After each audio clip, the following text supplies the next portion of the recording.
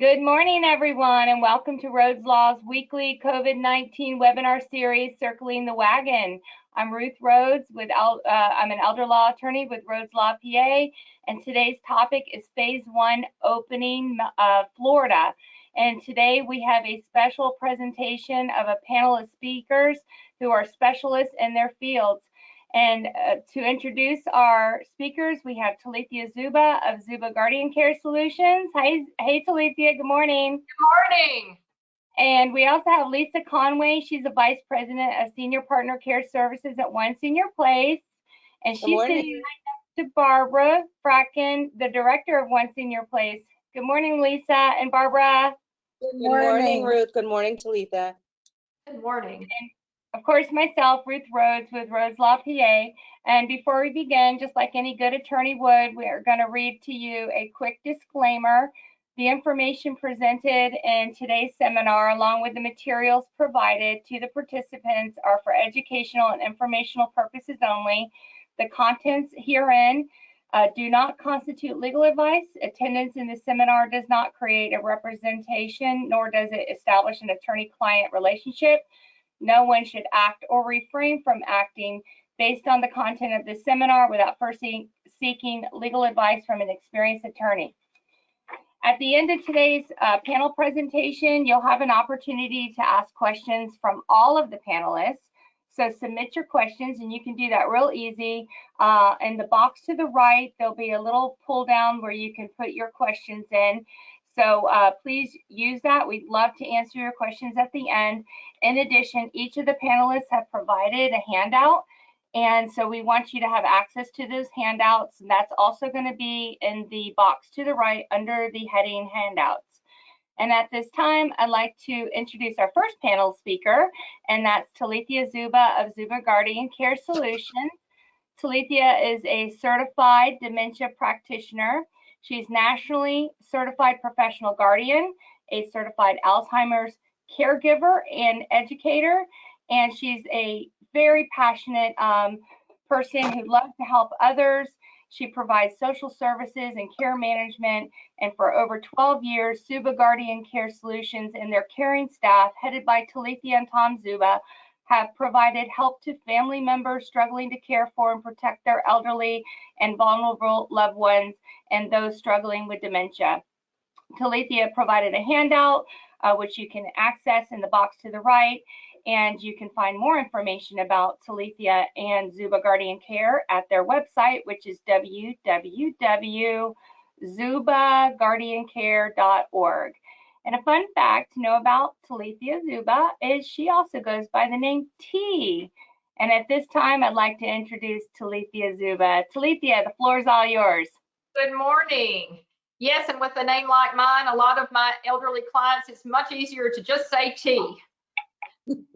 COVID-19 has changed the way we interact with our families. With older adults urged to stay home from other people as much as possible, popping in to see mom and dad is not the same. It can be hard to keep away from your elderly loved ones while the coronavirus is still such a threat, but it really is important. As people age, their immune systems weaken and they're not able to fight off the virus. People 60 and older, especially those with conditions like diabetes, heart, and lung disease, are more in danger of serious illness due to COVID-19.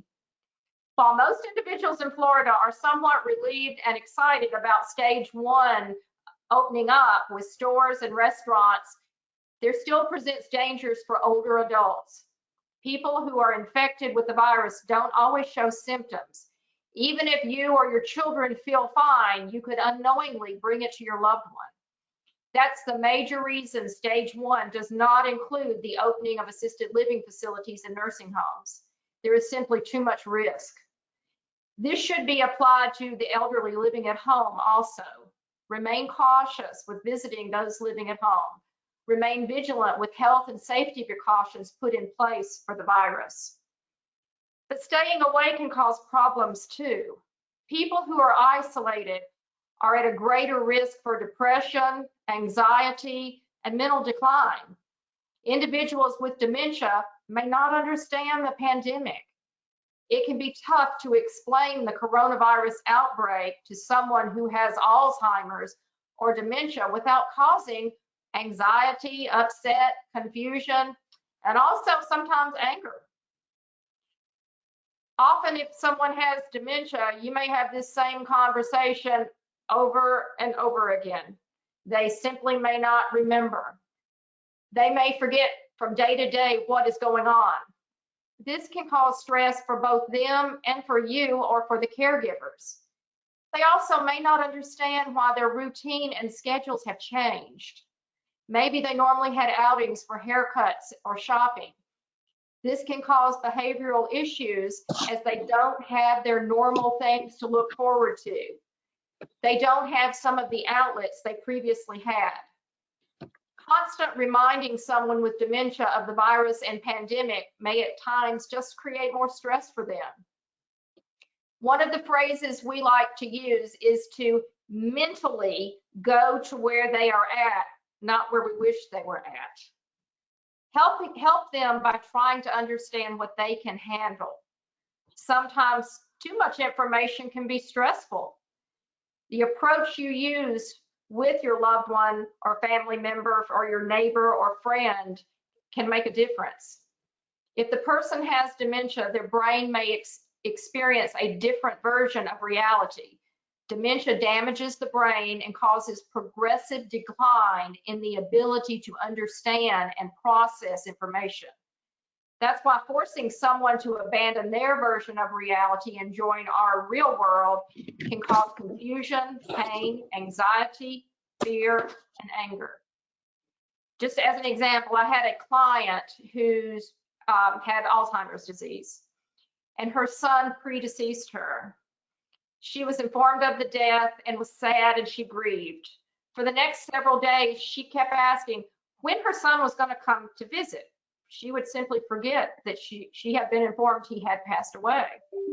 So the caregivers would explain to her that he had died, he had passed away, and she would go through that grieving process over and over again. It would affect her eating. It kept her in a terrible cycle. So one day I sat down with her and the caregiver, and when she mentioned she had not seen her son recently, I held her hand and I told her I had not seen him either, and I asked her to tell me a story about him. She told a story about his childhood and was happy and forgot her original question. She ate her lunch and was mentally in a place that she could handle. So how do we support the ones we love during this first stage of opening up? Continue to do the things that have been recommended. Do not put them at risk. Send them a care package, drop off food, drop off fun things for them to do, and also sentimental items to make them feel special. Send them books, put together a photo album for them. Call and ask for their advice on something, however trivial. Make them feel that they have worth and that you care. This will make them feel like they have something to give, something which means something to others. Listen to the same story for the 10th time as if you've never heard it. Letter writing may be a neglected art these days, but it's one of the most heartfelt ways to stay connected. Sometimes it's easier to express yourself and tell your loved ones what they mean to you on paper than over the phone or in person. Technology can be hard for some older individuals. One creative thing some family members are doing is providing their loved one with an Amazon Google Home, Alexa Home, or a Google Home device. And then the family members can drop in and see their family member. Being able to see and talk to family members and friends helps with depression. Have them tell you stories or events from the past. If they're in a facility, call and set up a video call with the facility. If they're able to use an iPad or a computer and FaceTime or Skype, do that often. Another factor some people are dealing with is that maybe the seniors aren't taking social distancing and stay-at-home orders seriously. To the frustration of some adult children, some people aren't taking that threat seriously, and even though they're in a high-profile group, simply because they're over 60 and their immune system changes may have happened.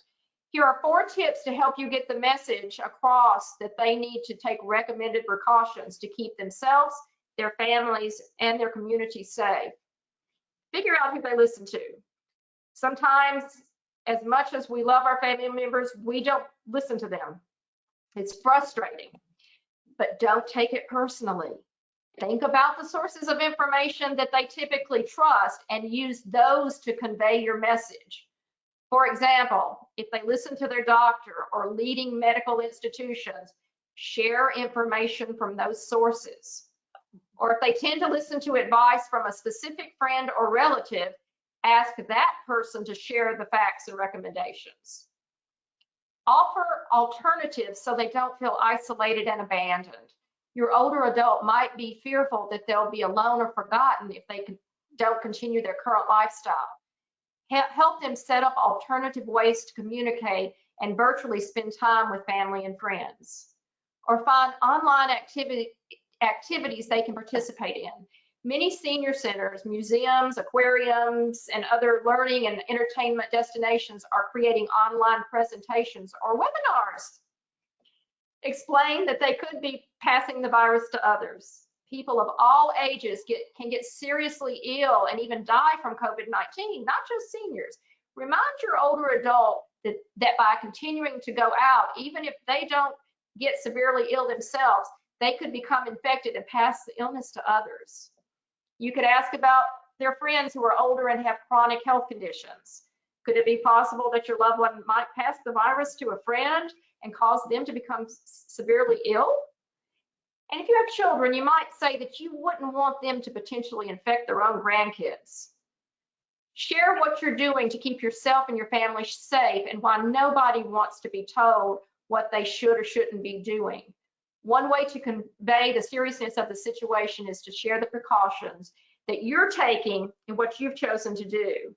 You might tell them that you and the family members have canceled your upcoming vacation and staying at home all day because you want to avoid other people and limit exposure to the virus.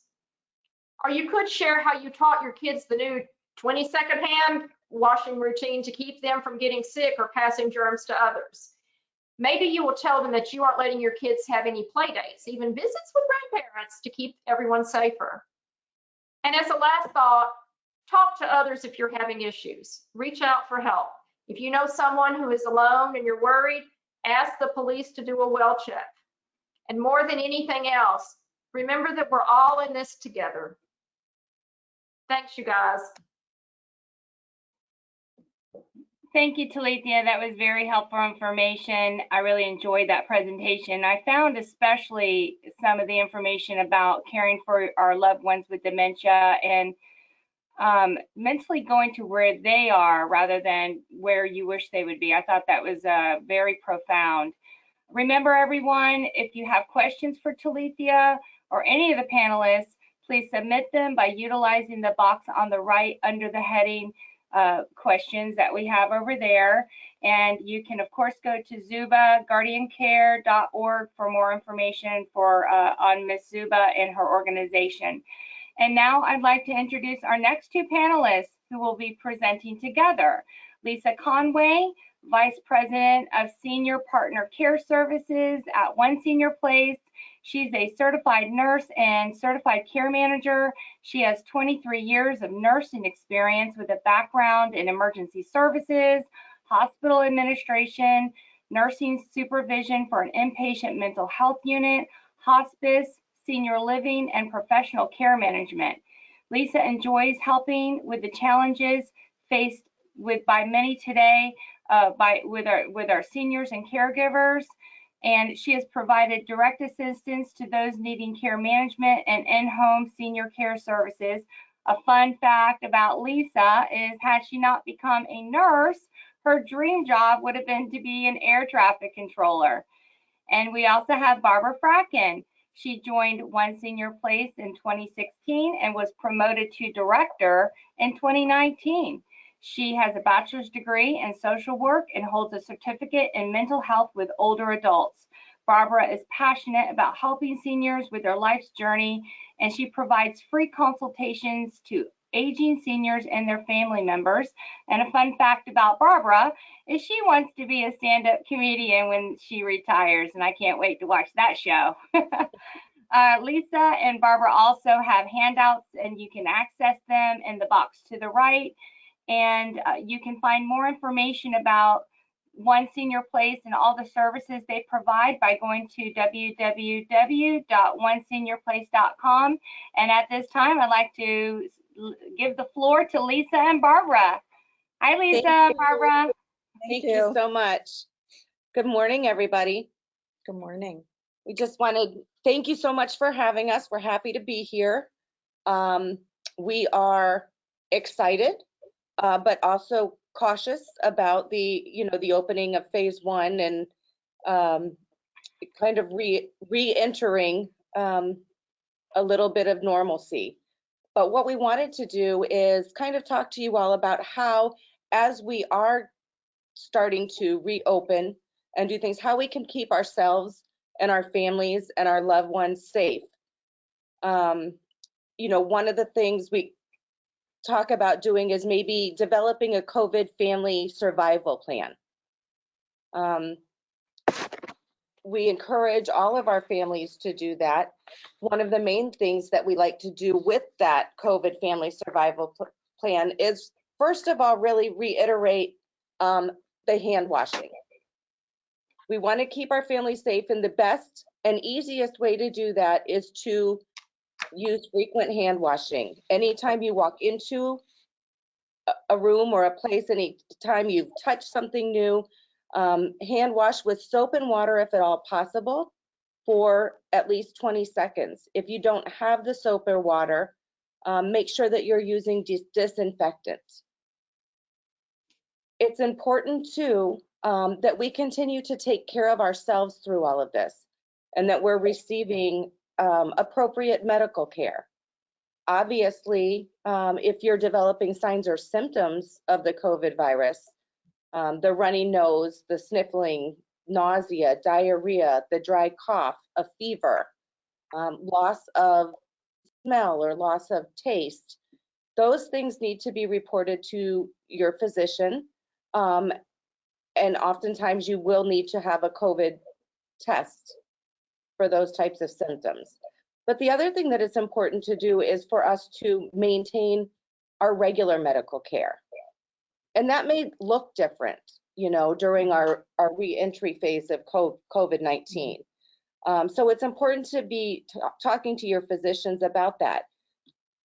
I've received a number of phone calls over the last few weeks from family members that have been taking care of their parents, and they're having different kinds of symptoms. And so, they're sitting there and trying to self-doctor them. And my suggestion has been to take them to the ER. The ERs are not overcrowded. We're not New York. Our ERs are under control here. There are plenty of nurses that are there waiting to take care of you and your families. And also there's plenty of beds in case they need to be admitted. So this one family member did take her dad to the hospital. He did have some other things going on with them. He needed his medication tweaked a little bit. And then now he's a little more stable, and they're able to go to the next phase of their plan. So it's important that you listen to your body, and just, don't be afraid to make that move to go to the hospital. And the other thing that can be a little bit overwhelming, but is becoming, more popular, is the virtual doctor's appointments. And I know as care managers, we're doing a lot of that with our clients who are staying at home. They may have their 6-month annual visit planned, and what we're doing is we're able to go into their home with them and call their physicians, and they're able to still have that doctor's visit over the phone. So we can kind of let them know what's going on, but they're not at risk of having to go into a physician's office where there may be somebody who is exhibiting those signs and symptoms of COVID. So that's another option, as long as, there aren't any real acute symptoms. I was speaking to a physician the other day, and if you have somebody that may be having abdominal pain or something like that, where they're going to need to palpate their abdomen and be touched and things like that, that's where, like Barbara mentioned, go into the emergency department. But for those regularly scheduled visits where you're not exhibiting any signs or symptoms, go ahead and go to the doctor's office or call the doctor's office and see if they're doing those virtual appointments. They're safe. You can do them from your own home, but you're still having that doctor check on you. So I think those are important too. The other thing that we are getting a lot of calls about are people that are, as elective surgeries are opening back up in the hospital, people that are having, maybe a knee replacement or a hip replacement, who typically go into the hospital for a surgery, and they may be there just for a day or maybe up to 48 hours, but oftentimes they may be released to a skilled nursing facility to have a little bit of rehab prior to going home so that they can be safe. The question that I'm having from a lot of people is it safe for us to go to a skilled nursing facility after we have that surgery, or is it better for us to go home? They answer, skilled nursing facilities and assisted living facilities, as we all know, are taking great precaution, but they're not allowed to have visitors at this point. We can do the window visiting and things like that, or they can have the parades go by, but family members aren't allowed to come be at the bedside and to provide that extra care at this point in time. And that's for the safety of those that are there, of their loved ones and their staff members. So another option that we're seeing is people are leaving those elective surgeries and coming home with caregivers in their home. So they can come home, they can have home health care come into the home, provide some physical therapy, provide some occupational therapy, and then have some caregivers come in that they can help them with bathing and all those things, but they don't have to take the risk of being in a facility where there may be people that are testing COVID positive or that have the potential to test COVID positive. So those are some other options that we're seeing as these people are coming home with these elective surgeries. Some other home safeties, when we are going into the homes, things that you want to look at, have your caregivers wear a mask. Make sure that your caregivers are hand washing each time they're doing a different task. Make sure that one of the things that I know that we're doing with all our caregivers is prior to each time they're going into a client's home is making sure that they're not exhibiting any of those COVID signs and symptoms, making sure that they're not having a fever. And if they are, we are not allowing them to go into the home.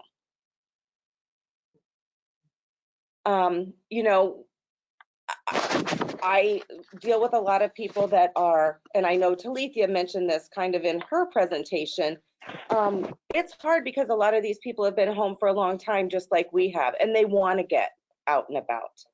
How can we let them out a little bit so that they are seeing new scenery and things like that? Take them for a walk. If they can walk with you, take them for a walk. If they can't, put them in a wheelchair. And just get them a little bit of vitamin D, a little bit of sunshine. If they enjoy sitting out on a back porch, let them sit out on the back porch for a little bit. But every bit of distraction or something new helps with that mental health. The COVID-19 has really taught us that we need to kind of get back to the basics. I think a lot of us, we were used to going out to eat all the time and,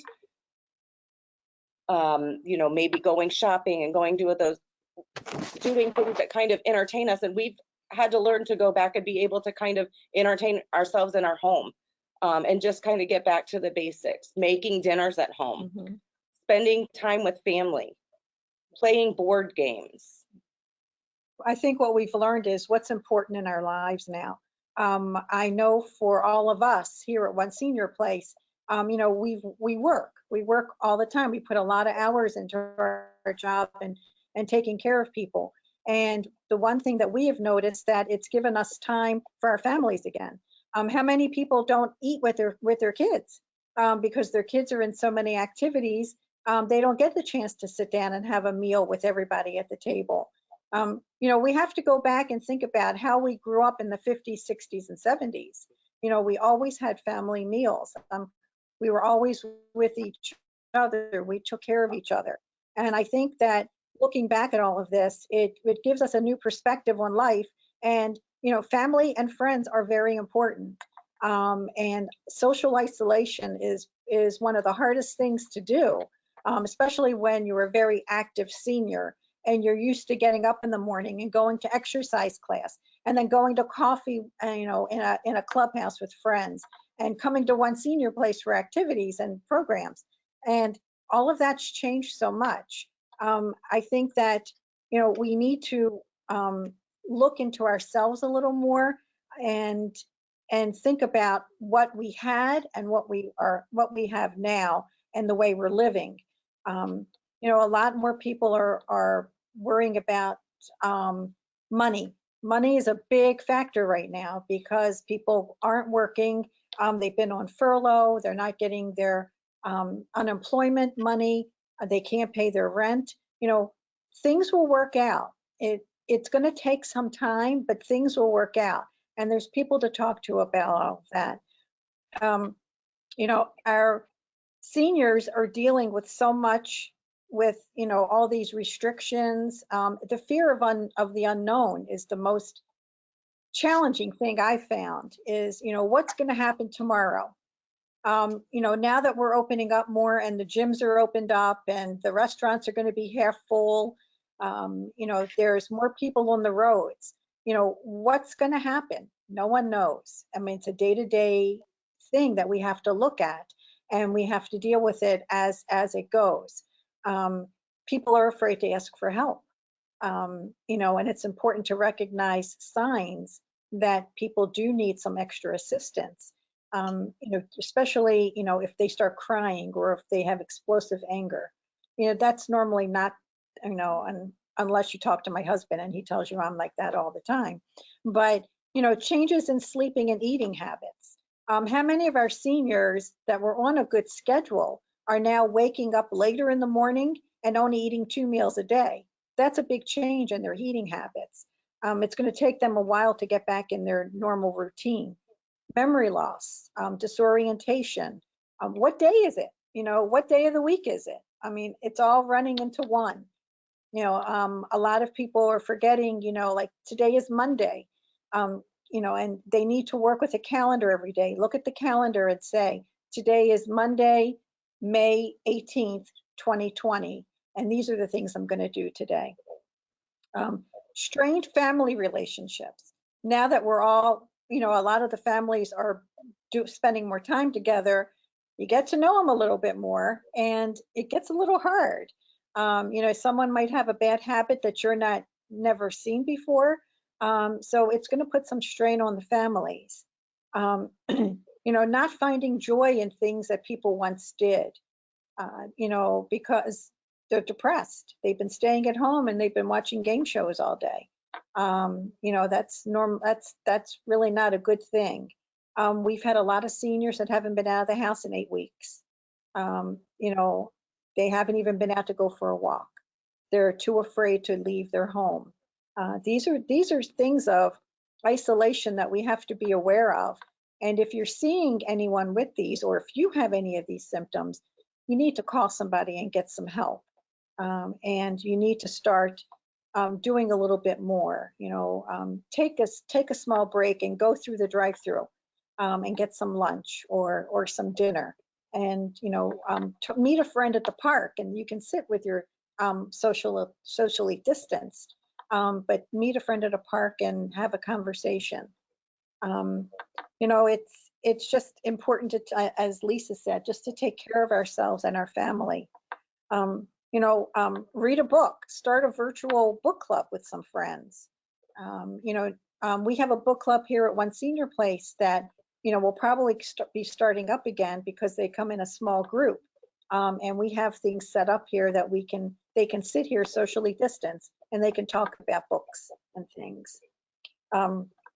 If Ferris Bueller once said, if anyone ever watched that movie, that life moves pretty fast.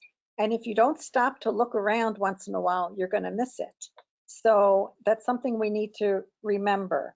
And then when it comes to visiting our loved ones, Telethia had some good ideas, but I was at one of the nursing homes the other day dropping off lunch, and there was a family member at the window talking to their loved one. And they all have windows. Most of the rooms have windows in the nursing homes. Set up a time when you can go and just talk window to window, or go on your cell phone and they go on their phone and you can talk to them, but at least you can see them. The assisted livings are doing the same thing, where they'll have areas that are all glassed in, and you can sit there and talk to your loved ones. So there are ways to do it. The assisted livings are being very helpful. I've seen a lot of them doing parades and rodeos, and they were Virtual. yeah, all the virtual visits and stuff. And so I know I've heard people say that people are just stuck in their rooms, and that's not true. That's not true. But the other thing too, we talk about these virtual visits and things like that a lot. And one thing that I want to tell somebody is, if a virtual visit does not go well, you can't beat yourself up for that. Dementia is, there's a lot of signs and symptoms of dementia that a lot of people that have that diagnosis may have, but not one person is ever the same. So if you try a virtual visit with somebody that you love and it seems to agitate them or make them upset, don't take that personally. Maybe try something else. It just may be that they can't process why they can't touch you. They can't process where that voice is maybe coming from, and it may be scary to them, or it just may be too much stimuli for them. So you hear about all these virtual visits, you hear about all these things, but if it doesn't work for your loved one, don't beat yourself up for it. Sometimes, especially with people who have maybe a more advanced dementia, the truth is, write them a letter, or like Telethia mentioned, maybe send a photo album with it. But if they're hearing your voice but can't physically see you or touch you, that may be more overwhelming to them and start causing them even more agitation and frustration. So sometimes it may be better to even back off. And that's hard. That's hard as a family member, and it's hard as a caregiver. But like I said, each person's signs and symptoms manifest differently. So you have to kind of look at each individual situation and go from there. And if you have questions, call Barbara or I at One Senior Place, because we can help you work through those things, and we can help you be creative with a way to be able to communicate with your family member or loved one, so that you both get pleasure and a positive experience out of that. Yeah, that's, and go at your own pace. Now that we have the phase 1 and things are open a little bit more, you have to go at your own pace. If you're not comfortable with going in a restaurant to eat, don't do it. If you're not comfortable going to the gym, don't do it. Do what's comfortable for you. And we'll slowly all get back to a norm. It's going to take some time. I think mentally and physically, we're all going to need each other's help. And that's why we're here, to help everybody. If you go onto our website, you'll see that we have updates for the COVID-19 safety protocols. And here at One Senior Place, we're taking it very seriously. When you come into our building, you're going to have a questionnaire to fill out, and we're going to be taking temperatures. If you're not feeling well, we don't want you in here. But we can help you, right, via telephone or something like that. So we still are here.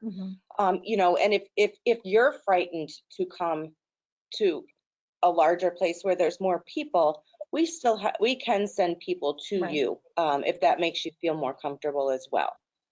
But like Barbara said, go at your own pace. We all don't feel comfortable, going out into public. The other thing is, when we talk about going into a situation where there's more than 10 people, make sure that you're typically around the same 10 people. Because if you're around 10 different, or 3 different groups of 10 people, but they're all different 10 people, then you're really around 30 different people that may have had contact with who knows how many other people. Right. So, just continue to be safe. Again, hand washing is first and foremost. Continue with your hand washing, 20 seconds, soap and water. Continue using your disinfectant that has at least 60% alcohol. And, for those of you who are, again, over that 65 or that have hypertension or diabetes, what we're finding is that those types of people, the COVID virus is binding to them more, which is why there is that increased amount of symptoms, and they're having, their outcomes aren't as good as for somebody that do not have those comorbidities. So, look at how you're feeling, look at what your underlying medical issues are, and just make sure that you're being safe for yourself and for your loved ones and for those around you. Thank you. We miss you. Thank you for having us. Can't wait to Yes. see everybody again. Thank you, Lisa and Barbara. That was wonderful information. I especially enjoyed the information on the rehabilitation options for after surgery. Going home for care sounds a lot better to me, or at least you can get visitors. And I didn't know that you can get in-home therapy, so that was really interesting to me. Remember, everyone, if you have any questions for Lisa or Barbara or Telethia or myself, you can submit them in the box to the right under the heading questions. And at this time, I'd like to just give you a little information about who I am and the organization I'm with. My name is Ruth Rhodes. I'm an elder law attorney. My law firm is Rhodes Law P.A. We have 2 locations. One's in Melbourne on Sarno Road in Melbourne, and the other is in Vieira at One Senior Place. And I am a board member with Helping Seniors of Brevard. I'm also a board member with the Brevard Alzheimer's Foundation, home of Joe's Club. And I have over 20 years experience in the legal field with more than 13 years as a practicing attorney. I understand the importance of planning for the inevitable and for things that may be unexpected. I understand the basics of how to get a plan together and to make it work for you and your family. I have a passion to share my knowledge and education with my clients and with the Brevard County community. And we offer at our firm free consultations in most of our areas of practice. And right now during the COVID-19, we are offering free consultations in all of our practice areas. I wanted to make sure I pointed out that on our website, you can get a free designation of healthcare surrogate form and a free living will form. And we also provide the instructions for how to fill those forms out for yourself. In addition, on the same page of our website, which is the education page, you can also get access to all of our old webinars, our past webinars, and our future webinars, and you can even sign up for our future webinars on the website itself. I have also provided a handout for today's panel presentation, and you can get that in the box to the right under the heading handouts. And a fun fact about me is I got started in the legal field because the medical program at the local college was full and the career counselor suggested paralegal. And I thought, why not? And so I took the class, the very first class. I loved it, and I've had a passion for the law ever since. So I guess you would call me an accidental attorney.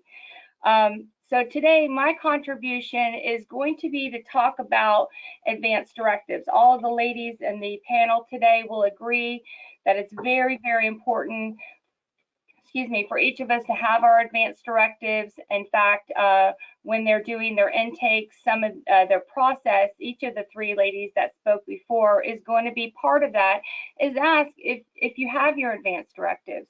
So what I am going to be doing today is answering a few questions for you. I'm going to be answering the question, what are advanced directives? Who needs them? why are they important to us, and what different types of advance directives are there. So first, to answer the first question of what are advance directives, they are legal documents which help communicate your wishes to your family, your loved ones, your financial representatives, or your healthcare professionals in the event that you're unable to communicate them for yourself. And you prepare these documents while you have capacity and the understanding to be able to make these types of decisions, so that when you no longer have capacity or the ability to speak for yourself, these documents can do that for you. So who needs advance directives? Well, basically anyone over the age of 18 could use advance directives. It doesn't have to be a full-blown estate plan for an 18-year-old. For a young person going off to college, I would recommend just a durable power of attorney and a healthcare surrogate. And I'm going to go over each of these types of documents. But the older you get, the more advance directives you may want to have to make sure that you're covered for all the contingencies. And it doesn't matter if you're married or not, you should have a set of advance directives. One of the most important things that an advance directive will do is keep you from having to go under a guardianship. A guardianship would be a situation where you are unable to make decisions for yourself, you've lost capacity, and you don't have advance directives to take care of your finances and your health care. And so we would want to try to avoid that by having proper advance directives in place. Advance directives can be used for appointing a person you trust to help you with your financials situation. Maybe use the durable power of attorney to go to the bank, pay your bills, take care of your business for you. And also advance directives are helpful in making healthcare decisions and appointing someone you trust to make those decisions for you. And the documents can be created in such a manner that it can be customized to you, to instruct on care that you would want, care that you would not want. And also with helping your person that you put in charge to understand what your desires would be for your end of life care. So another thing that advance directives does is it helps with avoiding bitter legal disputes among your family members. It's not a guarantee that that's going to be a way to keep the family at peace, but it does help. A lot of times when the mother or the father, the leader of the family, begin to lose capacity, that's when things can become very unstable in the family. And even though you might have a very tight-knit family, but you might be the glue holding that family together. And if you start losing capacity, your children, your loved ones may start to have disagreements with one another. So sometimes having good written advance directives can help with your loved ones understanding this is the way you would want things done, so that they can have something to follow to honor you and honor your wishes on how you want things taken care of for yourself. So there's 4 main documents that as an elder law attorney I would present and prepare for my clients. And those 4 documents are your durable power of attorney, your living will, a designation of healthcare surrogate, and a declaration of pre-need guardian. And what those documents do, one at a time: durable power of attorney. This is a document, sometimes it's called a POA, but it's a document that allows you to appoint a person or an organization to manage your personal and financial affairs if you need assistance or become incapacitated.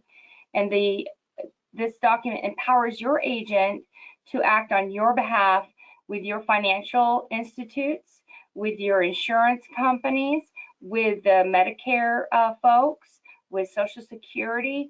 They can use this document to assist you in many, many different ways. And they, once you sign a durable power of attorney, it is immediately effective the moment you sign it in the state of Florida. It used to be that a durable power of attorney would become effective upon you being found incapacitated, but now that's no longer the way we are allowed to write durable power of attorneys.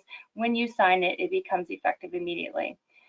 A living will is a document that allows you to direct your healthcare providers on your healthcare wishes in the event that you are incapable or unable to communicate your wishes for yourself.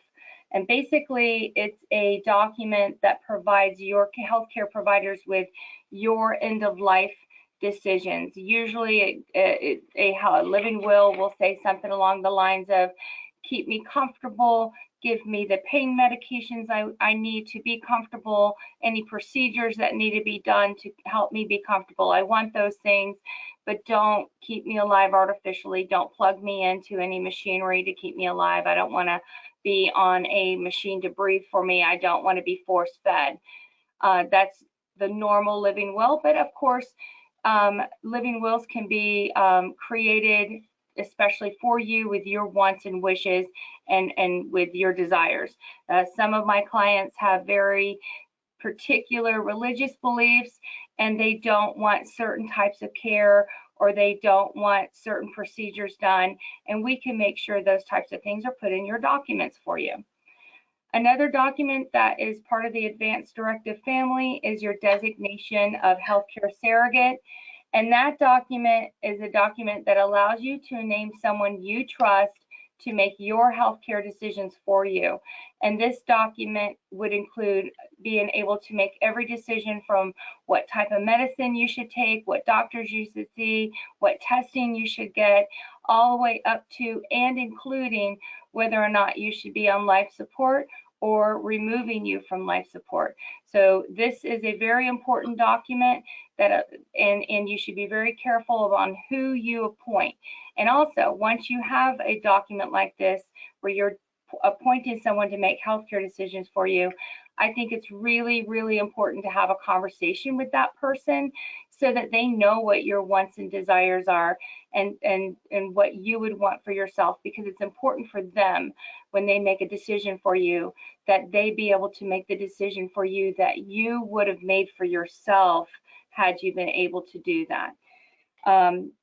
So you can include in that document, again, just like with the other documents, you can customize it on what type of care you would want, what type of care you would not want.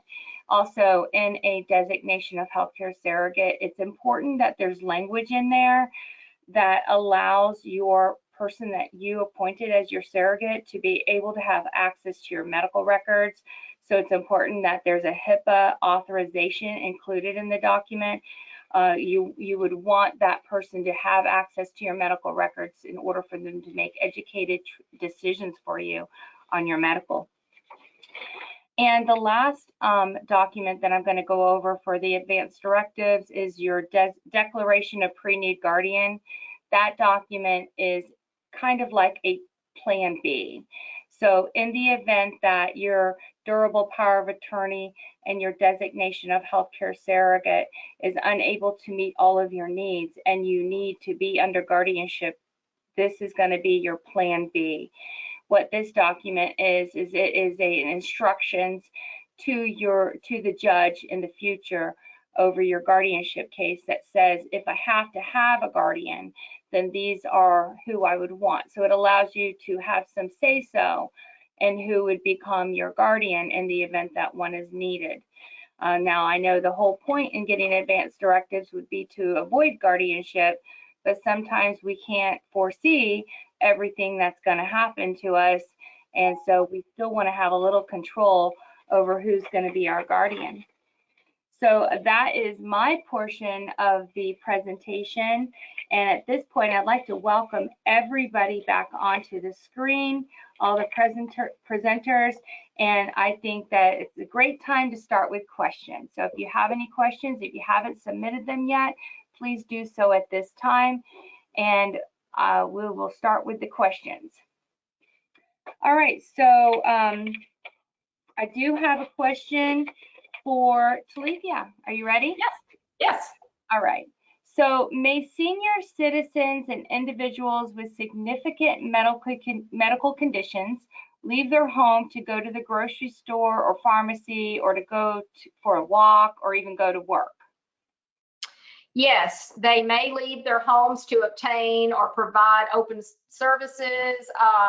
going for walks and things like that is great. We still strongly urge social distancing, though. Yes, yes, understood. So are there any precautions that you would suggest if a person who was older or maybe had some health, conditions that were concerning for when they go out into public, of what they should do? Absolutely. They should have their mask on. They should keep hand sanitizer with them. Some individuals, also feel safer with gloves on. And then when they come home, make sure that they scrub down and try to keep the 6 feet apart. I think too, if you don't mind me chiming in, is to really try to touch as few things as possible. If you remember, the COVID virus can live on surfaces. So when you are places, try not to lean on tables, or even at the grocery store, try not to, touch where the racks where things are. But just, I know when I walk through a store at this point in time, I keep my hands folded behind my back to prevent me from trying to touch anything. So the least amount of contact with surfaces that they have is also good to protect them as well. Yeah, I think that's great advice. And I know I have a problem with wanting to touch everything in the store. And I find myself having to say, no, you don't have to look at everything on the shelf. One strategy we use is we ask the individual to hold something with their hands, because if they're holding something, they're less likely to be touching something. Oh, that's a good strategy. Maybe I should try that one. The other thing in the grocery store is, when you get the plastic bags to put your produce in, you know how hard it is to open those bags. And everyone's tendency has always been, you lick your finger and then you open up the bag, right? Can't do that with a mask on. So if you rub the bag between your hands, it does pop open. So, and just, I will give you, from a clinical perspective, with a lot of my clients, I do encourage the walks outside and the social distancing. But at this point in the game, I want their input in what they want at the grocery store. But I'm still using things like Shipt, or I'm sending a caregiver or myself to go get those things. Even with my own mother, who is generally very, very healthy, I still pick up her things at the grocery store. So, I do encourage being outside and things like that, but I still think at this point in the game, phase 1, if you can still keep yourself from those grocery stores, produce those bigger places where more people are congregating, I think that's still better.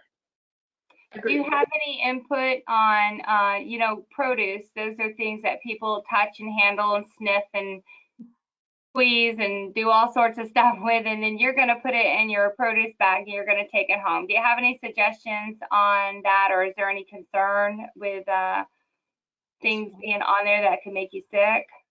Just washing. I will tell you, Ruth, I was at the grocery store the other day and I was dying for an heirloom tomato. I just wanted an heirloom tomato, and I went over, and there was the gentleman in front of me touched at least 4 of them. All of a sudden, that need for an heirloom tomato went away. Just be careful. But, when I get home from the grocery store, whether it's with my clients or for my clients or myself, I keep all the bags in the garage, and then I will, take them in and just wash everything off very, very well. If you have the Tupperware containers at home, if you're bringing home cereal, wipe that box off, and maybe even take that cereal out of there and put it in a plastic container instead of keeping that cereal box at home. That's a good point. Little tricks kind of like that, but we are wiping everything down as we're bringing it in as well. Oh, that's good. That's good. So, you mentioned, it might have been you, Lisa, or maybe it was Barbara. You mentioned something about a family COVID survival plan. If someone wanted to put something like that together, what sort of information should go into a plan like that? Well, I think one of the big things, Ruth, that I'm seeing is making sure that you do have those advanced directives. You know, because when COVID hits, a lot of times what's happening is you don't have any signs or symptoms, and the next thing you know, you're going into a hospital. Oftentimes, you may not even realize that you feel poorly, but you get into a hospital and your oxygen saturation is very, very low, and things move very quickly. So that's one of my biggest things, and my first things that I tell the family is just make sure that you have some advanced directives, because you know, you may be feeling well 1 minute and within 6 hours you can't make decisions for yourself, and you need to know, your family needs to know, or your, you know, healthcare surrogate needs to know what you want and how to make those decisions for you. So, you know, the advanced directives are really big on my family COVID plan. And then, you know, things like, I have a lot of clients. I have one client who truly hires me to take care of their animals, you know, because they don't want to leave their animals at home if something were to happen to them. So, you know, when you have, if you have animals in your family, who is going to take care of your animals? You know, are they going to go to the vet, or is a neighbor going to have them? Just kind of looking at those types of things, I think, are important when developing that family COVID plan.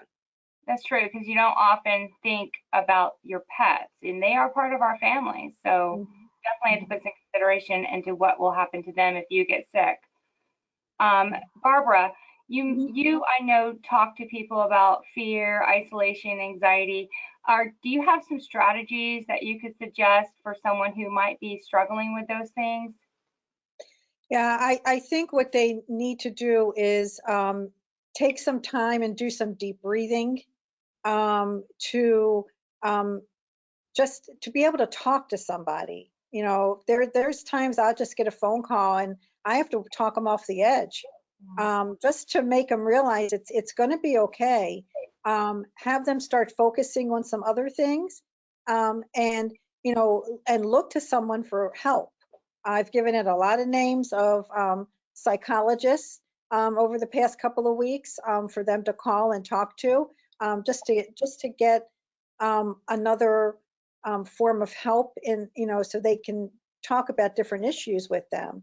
I think the hardest thing is when they're caregiving for their parent, and they don't know what to do for them, and they're not used to it. You know, they're not used to taking care of their parent, but they moved them in when the virus started so they can protect them. Now, it's the same thing for parents that are homeschooling their kids. You know, these are people that have, you know, the parents are going to work every day, and now all of a sudden they're home and their kids are with them and they're homeschooling them. A lot of parents can't deal with that. And, you know, so everyone needs someone to talk to. And they need to have some other ways of expressing how they feel.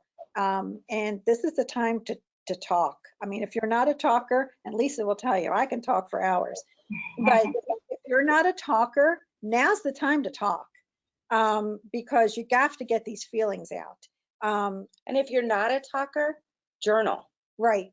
Write it down. Write it down. If you're not comfortable going to somebody and talking, just writing those thoughts and feelings down. I've had a lot of people come to me talking about they can't sleep, or they fall asleep and they can't stay asleep, and all these things and thoughts are going through their mind. So keep that paper, you know, by your bed, and try to journal a little bit if you're not somebody that feels comfortable really opening up and talking to somebody. Yeah. Write a letter. You know, write a letter to someone that's annoying you. You know, don't give it to them, but write the letter and get those feelings out on the paper. And then when it's done, shred it. I'll use a strategy like that when I'm upset with someone, but I don't usually write letters. I usually write emails. I'll write the email and I'll let it sit in my draft box for 24 hours before I decide whether or not I'm going to send it out. Give me a little cooling off period. Yeah. Talithia, do you have any tips on disinfecting, like maybe the vulnerable person's home? I know sometimes you got to be careful with how much chemicals we use and things like that, but do you have any tips on how we would go about disinfecting mom or dad's or grandma's home? Absolutely. You should think about the things that they touch, the faucets, the sinks, the doorknobs, the light switches, countertops, toilets, the things that they're going to come in contact with need to be wiped down with whatever appropriate cleanser. Obviously, you want to go by manufacturers. If it's a countertop that could be harmed or something, you want to use the appropriate things. But you can use on the doorknobs and things, you can Lysol them, you can use the wipes, whatever you can, because if people are coming in and out of there or they're leaving that home, then that's a concern. Yes. A couple of questions that I saw jump up for myself was I did see a question on how often, if you have advanced directives, how often do you need to update them? And that was a really, really good question. The laws sometimes do change, and sometimes our circumstances change. So you may have named, for example, someone as your agent that has lost capacity or maybe has passed away. So any kind of situation where you have a person making decisions for you that have issues that will make them not be able to serve for you, that is a trigger to get your documents looked at. In addition, occasionally the laws do change, and so it's recommended with advanced directives as well as estate planning documents in general to have them looked at every 3 to 5 years or so because of the changes in the laws. And anytime you have a life-changing event where you get married, someone passes away, you get a divorce, or your situation changes dramatically, you should definitely have your documents looked at that time, just to make sure that they're doing what you expect them to do.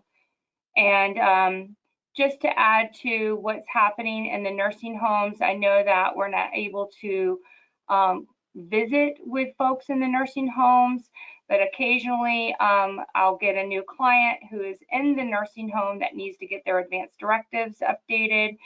And I just want to make sure everyone knows that we are able to do that. We have remote access to do notaries remotely, and we do have a remote notary in our office, so we can do that for them. And also, if they're able to come outside, and sometimes they can, sometimes they can't. I don't think they can right now. When this whole thing started, they were allowed to come outside, but we weren't allowed to go inside. We would sign things outside the facility, but right now we're doing it remotely, just so everyone knows that that is available. If you do have a loved one in a facility and they need their advanced directives, those can still be done. And at this time, I'd like to thank all the panelists for all your wonderful information. I found everything super, super interesting, and I think you guys did a great job, and I want to thank you all very much. Next week, everyone, we will be doing another webinar, and it will be on avoiding probate. So if you're interested in that, you can sign up for that on our website at www.rhodeslawpa.com. And all you have to do is click on the education page, and there's a link there for signing up for the upcoming webinar. You can also get a free designation of healthcare surrogate there and a free living will. Both of those documents will come with instructions on how to complete them so that you will at least have those two directives available to you. And neither one of those advanced directives require a notary. That's why those were the two that I decided that we should share, because it's the easiest to do on your own. In addition, on the website, you can find our past webinars there if you are interested in viewing those. Thank you, Telethia Szuba of Szuba Guardian Care Solutions. Thank you, Lisa, Conway, and Barbara Fradkin of One Senior Place. I appreciate your time, everyone, and y'all have a wonderful, wonderful, and blessed week. Bye. Thank you for having us. Bye-bye. Bye-bye.